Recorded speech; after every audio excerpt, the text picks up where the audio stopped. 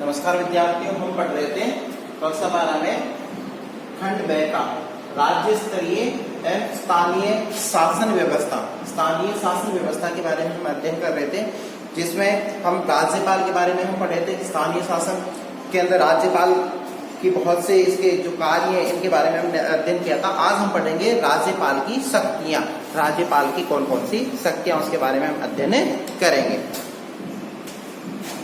हमारा बिंदु है राज्यपाल की शक्तियां।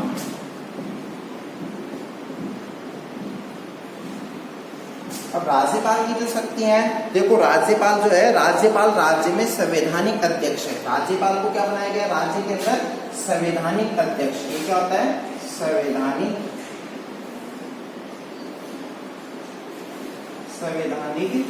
अध्यक्ष। मतलब जिस तरीके से किसकी भूमिका होती है? सेंट्रल गवर्नमेंट के अंदर राष्ट्रपति की भूमिका होती है, वैसे ही यहाँ पे किसकी भूमिका है? राज्यपाल की भूमिका होती है। राज्यपाल संवैधानिक अध्यक्ष के रूप में कार्य, जैसी व्यवस्था केंद्र सरकार केंद्र के अंदर लागू है, वही व्यवस्था राज्य के अंदर लागू है। इस वजह से, और संघ में यानी संघ में जो राष्ट्रपति की स्थिति है, वही स्थिति यहाँ पे राज्यपाल की बताई गई है। That is clear. अब हम इसकी जो शक्ति के बारे में अध्ययन करेंगे वह है कार्यपालिका शक्ति। कार्यपालिका शक्ति क्या है? राष्ट्रपति की कार्यपालिका शक्ति। कार्यपालिका जो शक्तियां हैं इसका हम अध्ययन करते हैं। इसमें ये चीज बताई गई है कि अनुच्छेद 154 किसका प्रयोग किया गया? अनुच्छेद 154। अनुच्छेद 154 के अंदर ये बात उल्लेखित है, क्या बताया गया है? अनुच्छेद 154 के अंदर कि राज्य जो है, राज्य की समस्त कार्यपालिका शक्ति राज्यपाल में निहित होगी। राज्य की समस्त कार्यपालिका शक्ति कहाँ होगी? राज्य की समस्त कार्यपालिका शक्ति इसमें निहित होगी राज्यपाल में निहित होगी। क्या बताया गया यहाँ पे कि अनुच्छेद 154 क्या बता रहा है कि राज्य की समस्त कार्यपालिका शक्ति राज्यपाल में निहित होगी। लेकिन वास्तविक तौर पे इन शक्तियों का जो उपभोक्ता है, वास्तविक तौर पे इन शक्तियों का जो प्रयोग किया जाता है वो किसके द्वारा किया जाता है? मंत्री परिषद के द्वारा किया जाता है। कौन करता है? मंत्री परिषद इसका इन शक्तियों का प्रयोग करती है। लेकिन संवैधानिक तौर पे संविधान का प्रमुख ये है, राज्य का प्रमुख ये है। इस वजह से जो कार्यपालिका की शक्ति है उनका उपभोक्ता के रूप में इसको बताया गया है। और इसमें ये चीज बताई गई है, स्वयं या अब किस रूप में करेगा इन शक्तियों का वो? राज्यपाल स्वयं या अधीनस्थ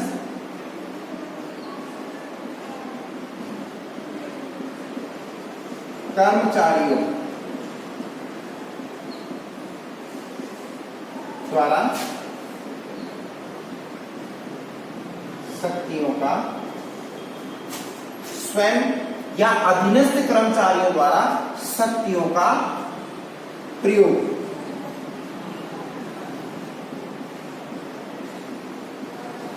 या तो स्वयं करेगा या उसके जो अधीनस्थ कर्मचारी जो उसके द्वारा लगाए गए कर्मचारी हैं, उन कर्मचारियों के माध्यम से इन शक्तियों का वो क्या करता है? प्रयोग करता है। अब अनुच्छेद 166 ये बताता है कि राज्य के समस्त कार्य उसी के नाम से। अनुच्छेद 166 क्या बता रहा है? अनुच्छेद 166 राज्य के समस्त कार्य या फैसले उसी के नाम से होंगे। क्या बताया गया इसमें कि राज्य के समस्त कार्य उसी के नाम से होंगे, मतलब उसी का नाम चलेगा।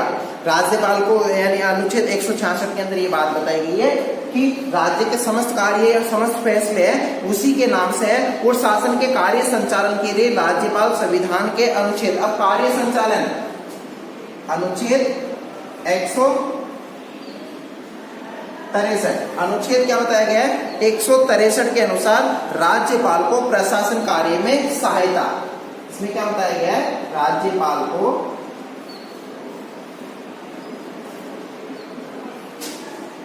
प्रशासनिक कार्यों में सहायता, मतलब राज्यपाल को प्रशासनिक कार्यों में सहायता भी उपलब्ध करवाई जाएगी, अनुच्छेद 163 और परामर्श देने के लिए एक मंत्री परिषद सहायता भी होगी और परामर्श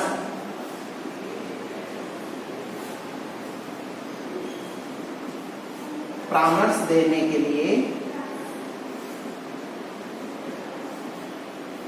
एक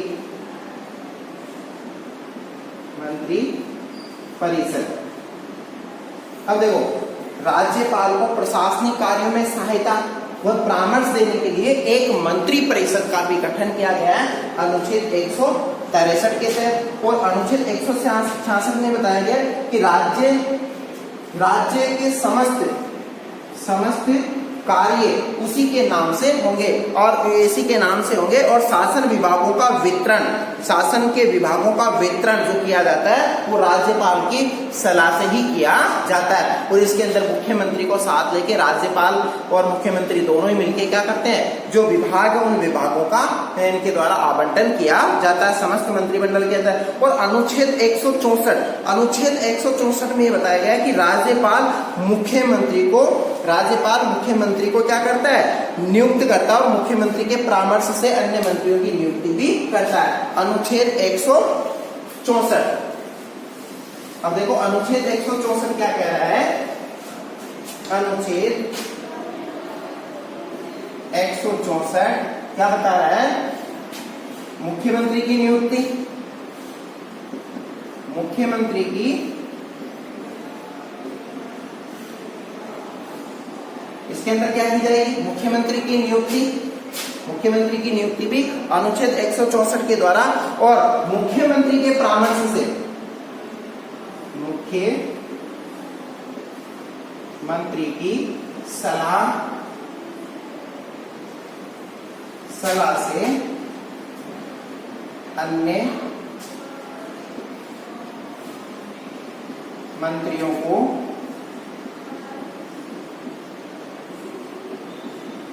नियुक्त करना है।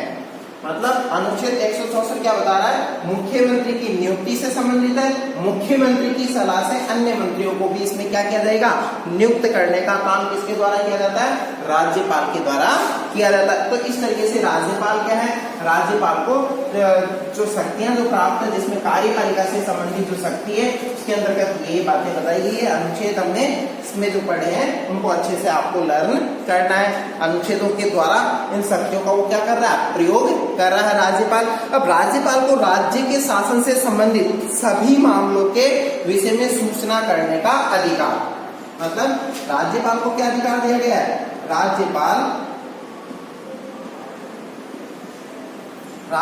को राज्य से संबंधित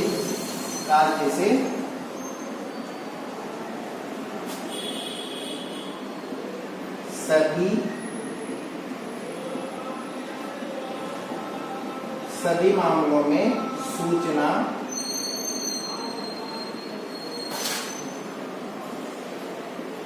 करने का अधिकार।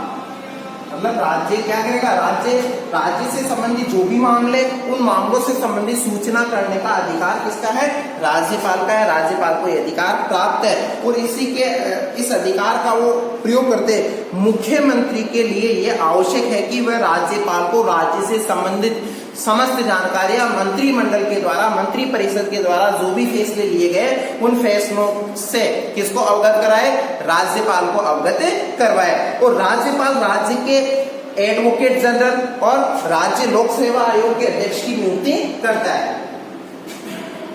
राज्यपाल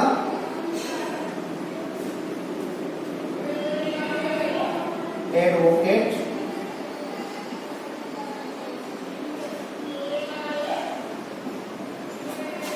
जनरल और एडवोकेट जनरल राज्य लोक सेवा आयोग, राज्य लोक सेवा, एक होता है संघ लोक सेवा आयोग जो कि संपूर्ण केंद्र के अधीन होता है, और एक होता है राज्य लोक सेवा आयोग जो राज्य के अधीन होता है। तो राज्य लोक सेवा आयोग का अध्यक्ष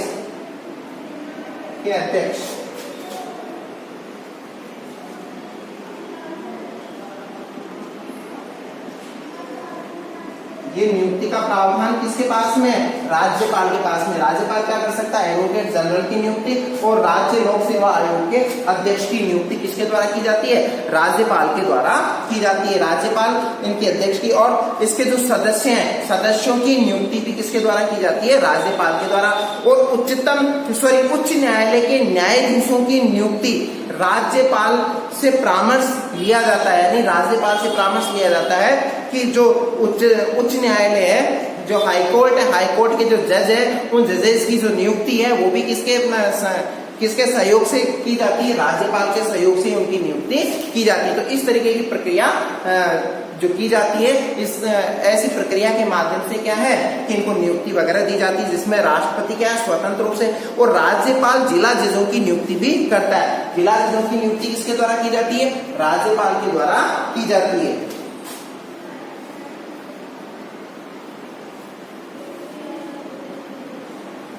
उच्च न्यायालय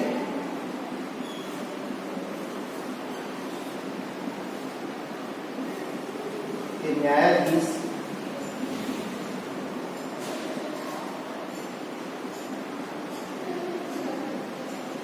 न्यायाधीशों की नियुक्ति में राज्यपाल से सलाह, ठीक है। और जिला जजों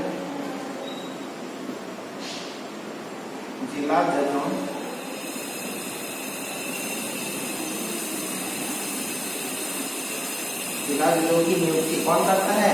राज्यपाल करता है। तो इस तरीके की ये कार्यपालिका की शक्तियां किसको प्राप्त है? राज्यपाल को प्राप्त है। और अनुच्छेद 161 क्या बताता है? अनुच्छेद 161 के अंदर ये बताया गया है कि किसी व्यक्ति के अपराध सिद्ध हो जाता है, किसी व्यक्ति को क्या अपराधी घोषित कर दिया जाता है, तो उसकी जो सजा है वो माफ करना या फिर कम करना, ये सब कुछ किसके पास में है? राज्यपाल के पास में। अनुच्छेद 161 अपराधी की सजा कम करने, अपराधी की सजा कम करने, माफ करने, ये सब कुछ अधिकार किसके पास में दिया गया है? राज्यपाल को दिया गया है। अपराधी की सजा कम कर सकता है और उसको माफ करने का अधिकार किसके पास में? ये राज्यपाल के पास में। लेकिन किसी को मृत्यु दंड अगर दिया गया है तो वो केवल राष्ट्रपति ही क्या कर सकता है? उसको माफ कर सकता है। ये राज्यपाल के पास में अधिकार नहीं होता है। राज्यपाल राज्य विधानसभा में एक सदस्य आंग्ल भारतीय भी मनोनीत करता है। राज्यपाल को क्या अधिकार है? एक आंग्ल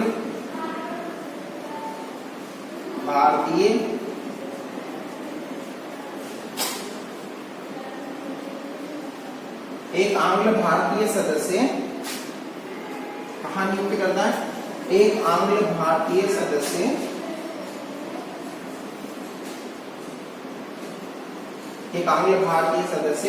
नियुक्त विधानसभा में, जैसे राष्ट्रपति करता है ना लोकसभा के अंदर 2 सदस्य मनोनीत करता है, उसी तरीके से एक आंग्ल भारतीय सदस्य नियुक्त या मनोनीत करता है विधानसभा में। किसके द्वारा किया जाता है? राज्यपाल के द्वारा किया जाता है। ये राज्यपाल के पास में क्या है? कार्यपालिका से संबंधित प्रमुख शक्ति है। इनसे संबंधित ये कार्य राज्यपाल के द्वारा किया जाता है, ठीक है। अब इसी के साथ में और इसकी जो अन्य जो कार्यपालिका से संबंधित शक्तियां हैं, इसमें ये बताया गया है कि राज्यपाल विधान परिषद में 1/6 सदस्य, राज्यपाल क्या कर सकता है? राज्यपाल विधान परिषद में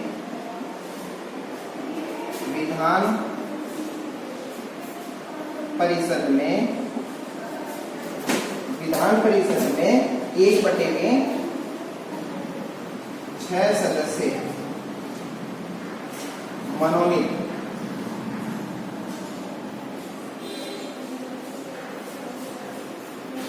मनोनीत कर सकता है, जो कि उत्कृष्ट श्रेणी के वो व्यक्ति होंगे जिसमें अच्छी प्रतिभा होगी, उन्हीं व्यक्ति को नियुक्त करने का अधिकार है किसे, राष्ट्रपति को ये दिया गया है, सॉरी राज्यपाल को ये दिया गया है। जैसी प्रोसेस वहां है सेंट्रल गवर्नमेंट के अंदर, वैसी ही प्रोसेस कहाँ अपनाई गई है, राज्य सरकार के पास में भी राष्ट्रपति के लिए अपनाई गई है।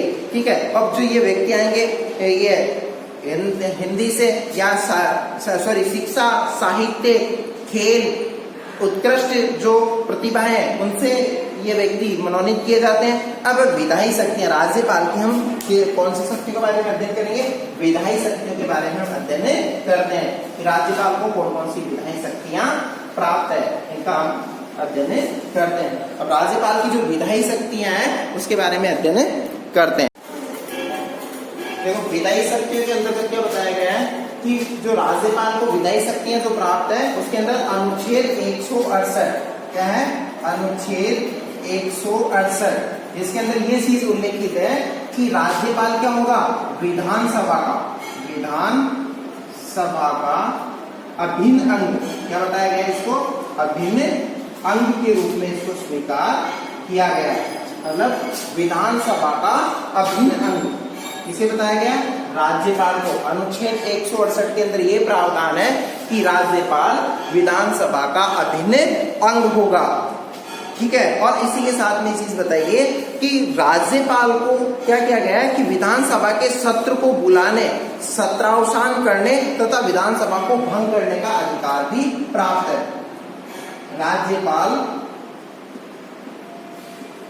राज्यपाल को सत्र बुलाने,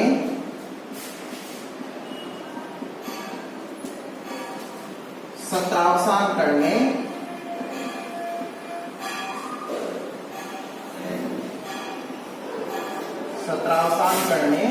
विधानसभा भंग करने,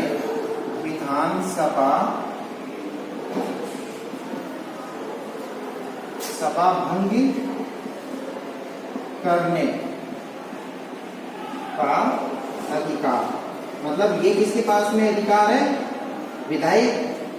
विधायी शक्तियां जो हम राज्यपाल की पढ़ रहे हैं, अनुच्छेद 168 ये बताता है कि विधानसभा का अभिन्न किसे स्वीकार किया गया है, राज्यपाल को सत्र बुलाने व सत्रावसान करने और विधानसभा को भंग करने का अधिकार भी किसको दिया गया है, राज्यपाल को दिया गया। इस तरीके से राज्यपाल को विधायी शक्तियां प्राप्त है। अब दूसरी चीज इसमें बताई गई है कि जो प्रथम बार जब विधानसभा आयोजित की जाती है तो उसका प्रथम सदन यानी प्रथम बैठक को संबोधित करने का अधिकार भी इसके पास में है।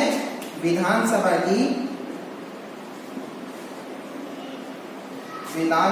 की प्रथम बैठक की शुरुआत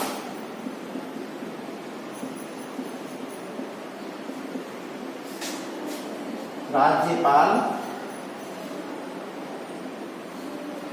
के भाषण के साथ होती है। मतलब क्या बताया गया है कि विधानसभा की जो प्रथम बैठक होगी यानी जो भी नई गवर्नमेंट चुनी जाएगी उसकी प्रथम बैठक जो होगी उस बैठक की जो शुरुआत की जाएगी उस शुरुआत के अंदर जो भाषण दिया जाएगा वो भाषण राज्यपाल के द्वारा ही दिया जाएगा, यानी राज्यपाल ही इसको क्या करेगा, विधानसभा को संबोधित करेगा। और विधानमंडल द्वारा पारित, अब देखो विधायी शक्ति के अंतर्गत ये चीज बताइए कि विधानमंडल द्वारा पारित विधेयक पर राज्यपाल की स्वीकृति आवश्यक है। क्या बताया गया है, विधानमंडल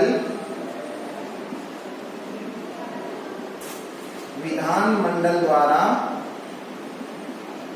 पारित विधेयक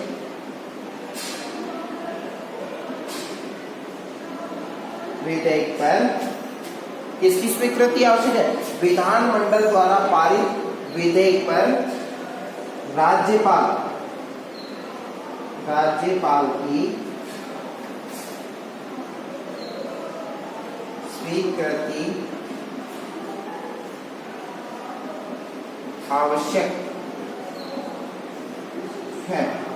क्या बताया गया है कि विधानमंडल द्वारा जो विधेयक पारित होगा उस विधेयक के अंदर राज्यपाल की स्वीकृति आवश्यक है। राज्यपाल की अनुमति के पश्चात ही वह विधेयक क्या माना जाएगा, स्वीकृत माना जाएगा। और विधेयक को राष्ट्रपति की स्वीकृति के लिए रोक सकता है, यानी राज्यपाल क्या कर सकता है, कोई विधेयक है जिसपे राष्ट्रपति की स्वीकृति आवश्यक है तो उसको राज्यपाल को यह अधिकार दिया गया है कि जो विधेयक राष्ट्रपति की स्वीकृति के लिए राज्यपाल उस विधेयक को रोकने का अधिकारी भी है। ठीक है। और दूसरी, अध्यादेश जारी कर सकता है। राज्यपाल क्या कर सकता है, राज्यपाल अध्यादेश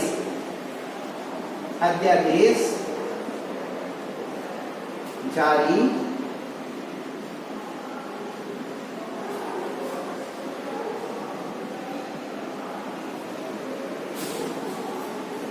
राज्यपाल अध्यादेश जारी करने का भी अधिकारी, यानी इसके पास में अधिकार है कि वो कोई सा भी एक आदेश क्या कर सकता है, पारित कर सकता है। ये किसके पास में अधिकार होता है, राज्यपाल के पास में अधिकार होता है। और राज्य का विधानमंडल राष्ट्रपति की स्वीकृति के बिना कानून नहीं बना सकता, ये एक और अधिकार दिया गया है। राज्य का विधानमंडल क्या नहीं कर सकता है, कोई कानून नहीं बना सकता।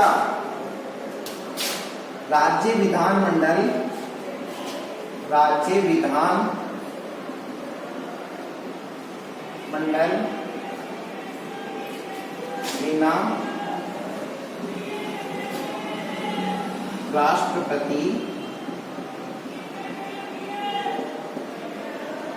बिना राष्ट्रपति की स्वीकृति के कानून नहीं बना सकता है। मतलब ये दिए रखा है कि राज्य विधानमंडल बिना राष्ट्रपति की स्वीकृति के कानून बनाने का अधिकारी नहीं है। वो कानून बनाने का अधिकारी कब है, जब उसपे राष्ट्रपति ही क्या कर सकता है, कानून बना सकता है। राष्ट्रपति के पास में ये अधिकार है। ठीक है। और उन विषयों पर राज्यपाल राष्ट्रपति की स्वीकृति के बिना अध्यादेश भी जारी नहीं कर सकता। कोई भी ऐसे विषय हो जो आवश्यक विषय है, मतलब जो आवश्यक विषय है तो उस पर राष्ट्रपति की स्वीकृति होना आवश्यक है, तभी क्या किया जा सकता है, अध्यादेश जारी किया जा सकता है। कुछ महत्वपूर्ण विषयों पर राज्यपाल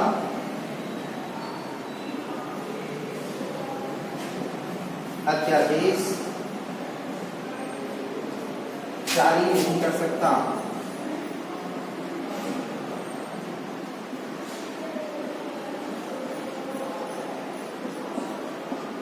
जारी नहीं कर सकता है। कुछ महत्वपूर्ण विषय होते हैं और उन महत्वपूर्ण विषयों पे राज्यपाल के पास में अधिकार नहीं है कि वो अध्यादेश जारी करे। ये अध्यादेश जारी करने का यानी किसके पास में अधिकार होता है, राष्ट्रपति के पास में होता है। राष्ट्रपति की स्वीकृति इस पे लेना आवश्यक है, तभी जो राज्यपाल है उनको जारी कर सकता है, अन्यथा नहीं कर सकता। तो इसलिए महत्वपूर्ण हमने इसकी विधायी शक्तियां पढ़ी। अब हम पढ़ेंगे इसकी वित्तीय शक्तियां। राज्यपाल की जो वित्तीय शक्तियां उसके बारे में हमारे द्वारा अध्ययन किया जाएगा कि इसकी कौन कौन सी वित्तीय शक्तियां राज्यपाल को प्राप्त है। राज्यपाल की वित्तीय शक्तियां,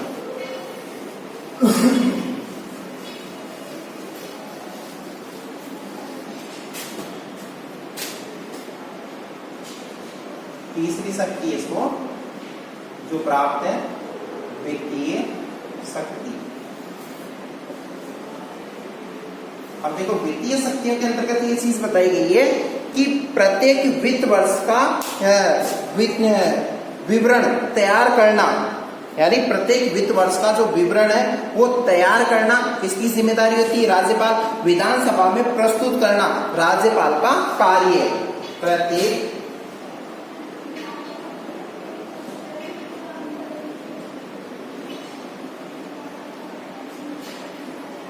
वित्त वर्ष का विवरण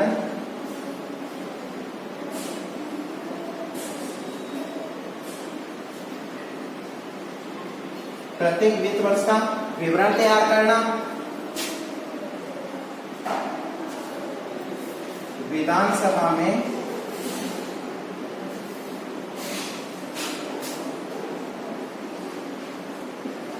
प्रस्तुत करना। ये किसकी जिम्मेदारी होती है? राज्यपाल की जिम्मेदारी होती है। यानी राज्यपाल क्या करेगा? वित्त वर्ष का विवरण तैयार करेगा और उस वित्त वर्ष को क्या करेगा?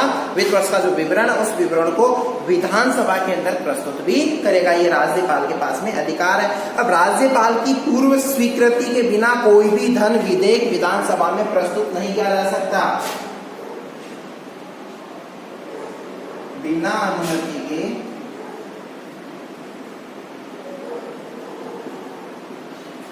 बिना अनुमति के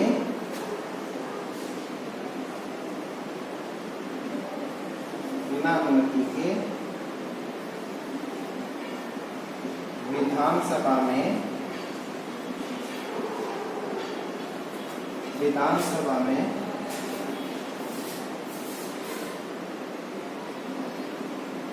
धन विधेयक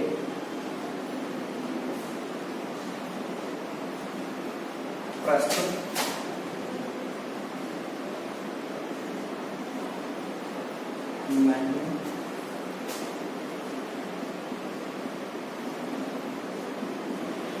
नहीं किया जा सकता है। मतलब इसके लिए क्या है कि राज्यपाल की अनुमति होना आवश्यक है और राज्यपाल की अनुमति के बिना क्या नहीं किया जाएगा? धन विधेयक विधानसभा के अंदर प्रस्तुत नहीं किया जाएगा। ठीक है। अब राज्यपाल की स्वीकृति के बिना राज्य के राजस्व की कोई राशि व्यय नहीं की जा सकती। राज्य के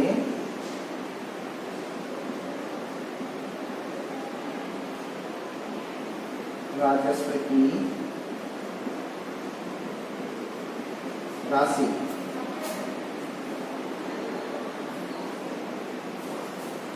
की राशि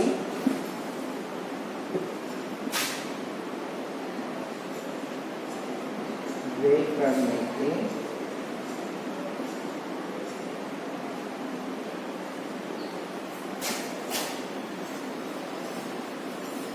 राज्यपाल की क्या है? अनुमति आवश्यक।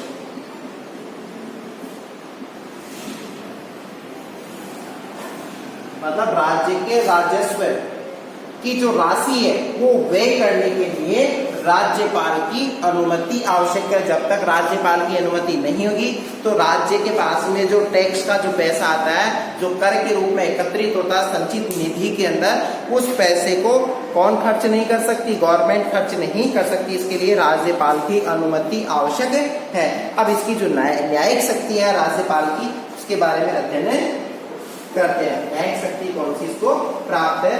राज्यपाल को।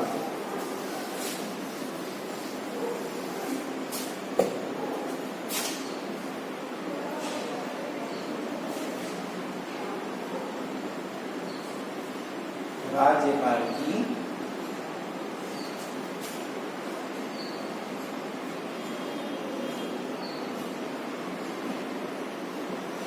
न्यायिक शक्ति।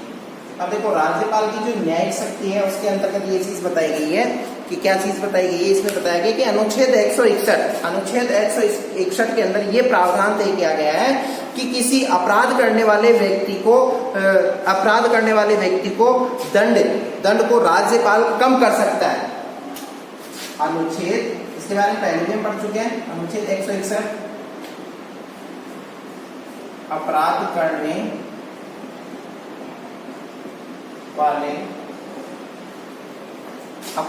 वाले व्यक्ति के दंड को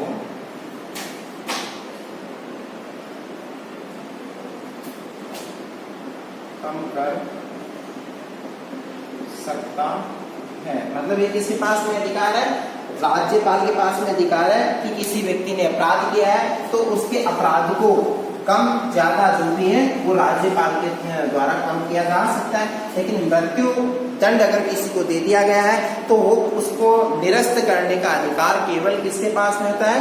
केवल इसके पास में, राष्ट्रपति के पास में ही होता है, राज्यपाल के पास में नहीं होता। अब राज्यपाल के पास में जो न्यायिक शक्तियां, उस न्यायिक शक्ति के अंदर ये बताया गया है कि जो न्यायिक शक्ति है उसमें न्यायाधीश की नियुक्ति में राष्ट्रपति को परामर्श देता है। मतलब न्यायाधीशों की नियुक्ति उच्च न्यायाधीश की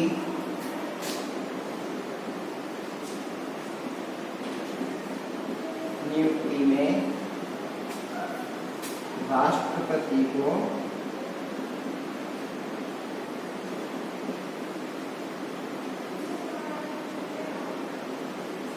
परामर्श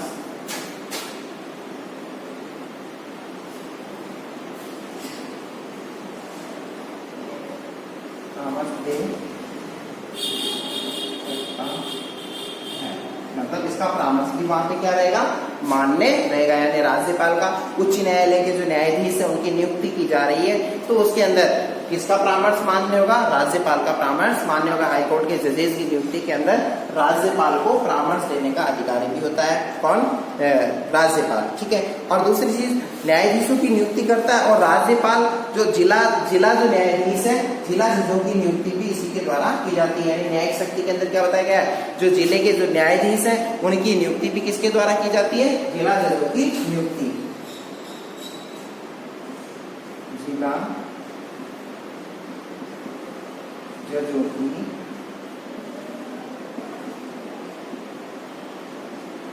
नियुक्ति राज्यपाल द्वारा। अब राज्यपाल के पास में न्यायिक शक्तियां हो गई। इसमें बताया गया है कि जिला जजों की जो नियुक्ति है वो किसके पास में अधिकार है? राज्यपाल के पास में अधिकार है कि वो जिला जजों की नियुक्ति भी कर सकता है। अब नेक्स्ट इसका बिंदु आ रहा है कि मंत्रियों के खिलाफ मुकदमे की अनुमति देना। मंत्रियों के खिलाफ क्या है? मुकदमे की अनुमति भी दे सकता है। मंत्रियों के खिलाफ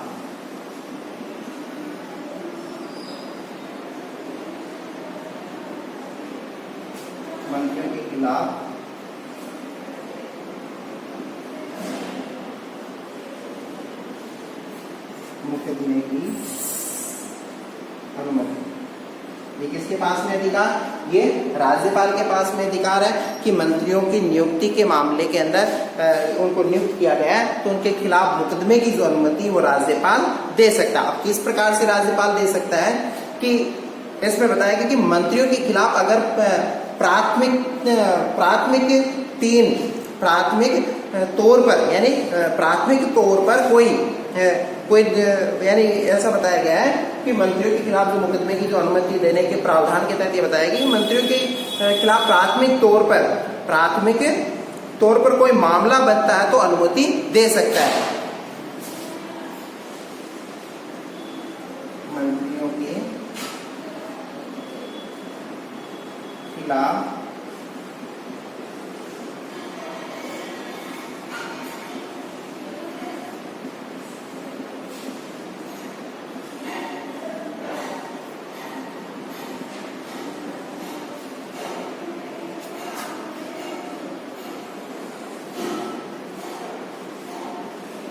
दोष सिद्ध होता है तो अनुमति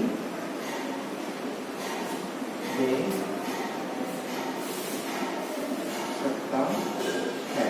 अब देखो, मंत्रियों के खिलाफ अगर प्राथमिक तौर पर दोष सिद्ध हो जाता है तो उनके खिलाफ मुकदमे की अनुमति किसके द्वारा दी जा सकती है? राज्यपाल के द्वारा दी जा सकती है। राज्यपाल के पास में अधिकार होता है। अब है अन्य शक्तियां जो राज्यपाल को प्राप्त है उसके बारे में अध्ययन करते हैं। कौन कौन सी अन्य शक्तियां राज्यपाल को प्राप्त है? राज्यपाल की अन्य शक्तियां, राज्यपाल की अन्य शक्तियां। अब राज्यपाल की जो अन्य शक्तियां जिसके अंदर ये बताया गया है कि राज्य में संवैधानिक तंत्र की असफलता के संबंध में सूचना देता है। मतलब राज्य के अंदर संवैधानिक तंत्र अगर असफल हो गया है, यानी संवैधानिक तंत्र की असफलता, राज्य में संवैधानिक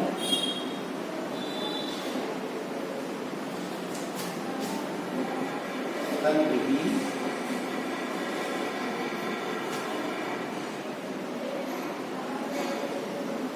असफलता पर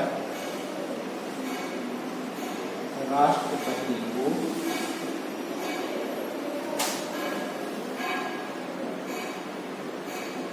सूचना देना है। मतलब राज्य में संवैधानिक तंत्र की असफलता पर राष्ट्रपति क्या करता है, उसकी यानी राष्ट्रपति को सूचना देना है। यानी राज्यपाल राष्ट्रपति को सूचना देगा कि राज्य के अंदर कानून व्यवस्था क्या हो रही है, चरमरा रही है, कानून व्यवस्था गड़बड़ा रही है। तो उस दौरान फिर राष्ट्रपति शासन लागू हो जाता है। राष्ट्रपति शासन लागू किया जाता है। फिर क्या किया जाता है, राष्ट्रपति शासन लागू किया जाता है। राष्ट्रपति शासन लागू होता है। मतलब उस दौरान क्या किया जाएगा, राष्ट्रपति शासन लागू कर दिया जाएगा। क्योंकि संवैधानिक तंत्र असफल हो रहा है तो उस समय किसका प्रयोग किया जाएगा, कौन से अनुच्छेद का प्रयोग किया जाएगा, यहाँ 356 का प्रयोग किया जाएगा। क्योंकि 3 अनुच्छेद किसको प्राप्त है, किसको प्राप्त है, ये प्राप्त है इसके पास में राष्ट्रपति के पास में ये तीनों अनुच्छेद उसको प्राप्त है, जिसमें से 356 का प्रयोग किसके द्वारा किया जा सकता है, राज्यपाल के द्वारा राष्ट्रपति के द्वारा किया जा सकता है। अब बिहार, मध्य प्रदेश व उड़ीसा के अंदर क्या प्रावधान किया गया वहां पे, नेक्स्ट जो अन्य शक्तियों के अंदर है, बिहार, मध्य प्रदेश,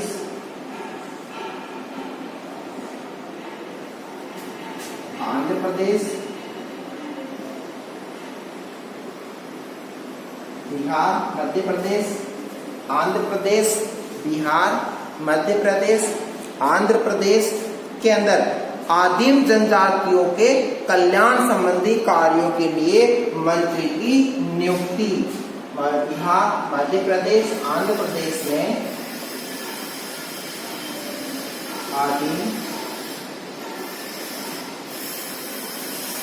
जातियों के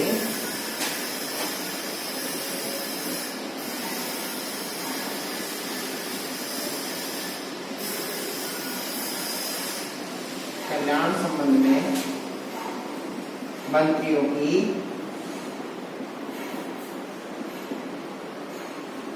या मंत्री